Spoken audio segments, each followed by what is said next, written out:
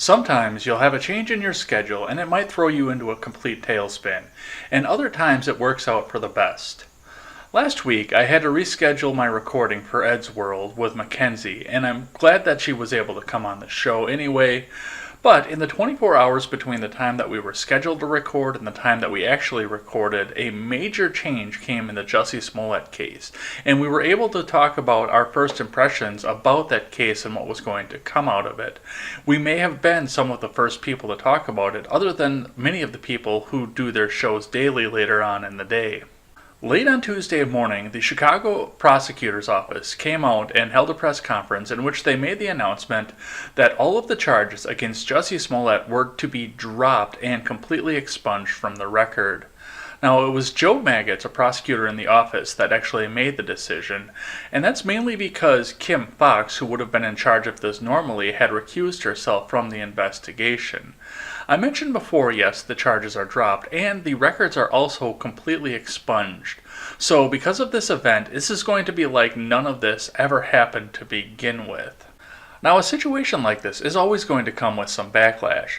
The initial hate crimes case of this pulled 24 detectives off of their regular high-priority cases and led them down a path that took 1,000 man-hours to try and investigate before they were able to make any sort of arrest or even any sort of guess as to what happened. And the announcement that the charges were dropped drew a lot of ire from the police in general, especially from Eddie Johnson, the police superintendent, who was very vocal about his disapproval of the fact that Smollett was able to do this in the first place. Additionally, this case drew a lot of ire from Mayor Rahm Emanuel, who was very vocal in his disappointment to Smollett when he spoke on the situation after it was found that Smollett had faked the entire thing. And recently in a press conference, Emanuel released the actual cost of the investigation into the hate crime, and that topped $130,000. Now, Emanuel has requested that Smollett reimburse the city for the cost of this investigation, and the man-hours went into it, but unfortunately, because the charges are dropped and the record is expunged on the state's level, he really doesn't have any authority to request a forfeiture of an amount like that. Now, a story like this is going to take a while before it's completely over, especially given the fact that it was so far into the public eye and so many people had so many opinions on it. And we are going to keep watching this case as it goes along, and there is going to be another step into this story. Because there was mail involved into this, there was a federal charge that was associated with it, and a lot of the other charges that were dropped by the state of Illinois are eligible for federal investigation. So the FBI still has this on the table if the executive branch of the government decides that they want to pursue charges for that. That's something that our president has issued an interest in.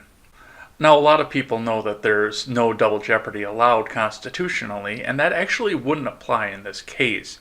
Because the state of Illinois decided to drop the charges entirely and expunge the record, Smollett never went to trial, therefore he never faced the jeopardy of life, limb, or property for his crimes. Therefore, double jeopardy does not play a factor in this, and he can be tried again at a higher level than the state.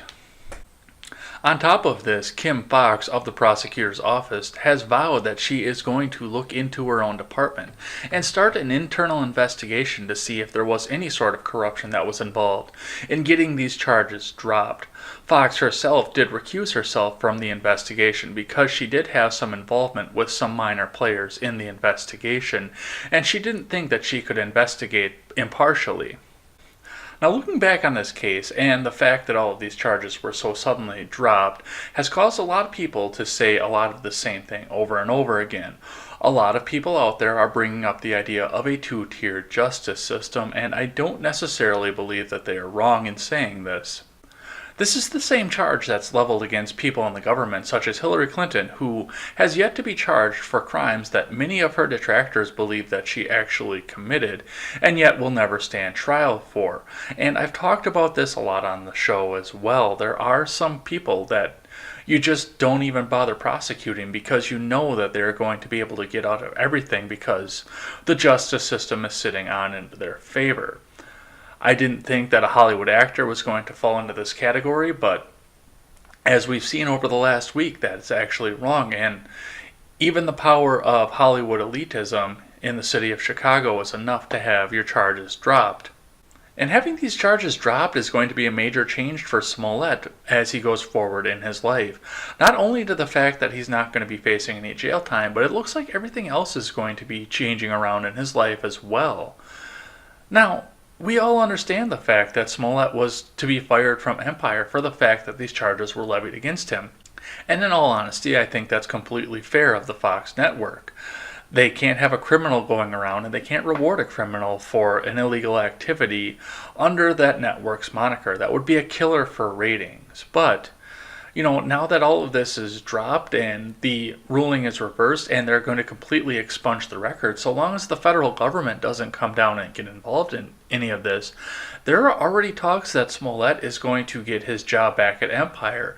And additionally, there are other shows that have shown interest in Smollett that didn't have any interest in him before. There were accusations when all of this started that Smollett staged the entire thing in order to get a pay raise from Empire because he wasn't satisfied with what he was making per episode, and it's looking like that's actually going to be what happens to him at the end of all of this, and I don't necessarily agree with that. I think that the people that are saying two-tier justice system do have something to say about that and are actually kind of accurate in all of this. However, if you don't want to go down the tinfoil route of saying that everything is a conspiracy and Smollett went out to get a pay raise and now everybody's falling into his place because everybody else was in on it, you can think back to the topic that we brought up when we talked about this same situation in the podcast last week, and Mac and I talked about riots that happen in Chicago for even good things. I mean, I would never want to be near downtown Chicago when the Blackhawks win a Stanley Cup or even any sort of game because, let's face it, the people of Chicago start rioting and start having a blast, looting stores, burning cars, burning trash cans, and just tear the city down. And that's when they're celebrating something that they like. Now look back and think back to what we saw come out of Ferguson and what we saw come out of Baltimore and what we saw come out of cities all across the country in relation to Ferguson, and even think back to the Rodney King riots that happened all over the country. There may be a reason that the city decided that they didn't want to pursue anything on the state level because the city can't be held responsible if they decide that they don't want to do anything. They can wash their hands clean of everything and say, nope, we didn't have a hand in any of this. Don't burn our city down, leave us alone, and don't destroy us, and we will take care of the people of the city. We don't have a hand in what the federal government does, but you can rest assured that if you're from this city, we've got your back. Now, I don't know if that's what the case was, but that does seem like a very plausible idea. This is a case that's far from over, and we're going to be watching more come out of this case all of the time. All of the major mainstream news networks are going to be covering updates as they happen, and a lot of the alternative media figures out there will also be talking about the way that this story changes as it goes forward. Including this channel, I will be watching very closely onto all of this and deciding what I feel is right and what I feel is wrong. I can't stand by and watch a two-tier justice system in a legal system that is supposed to be blind. You're not supposed to be prosecuted differently because you have money or power. Everything is supposed to be equal because we are all created equal. What did you think when you found out that the charges were to be dropped against Jussie Smollett? And do you think there's going to be a major federal investigation into it? I always welcome a thoughtful and positive discussion in the comment section below, and especially over on Twitter.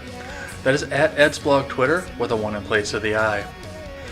Thanks as always for listening to this show and supporting this channel. And remember, never take the words of bloggers, podcasters, or journalists as gospel. Find all the facts and draw your own conclusions. Take care. You're always there for me in my best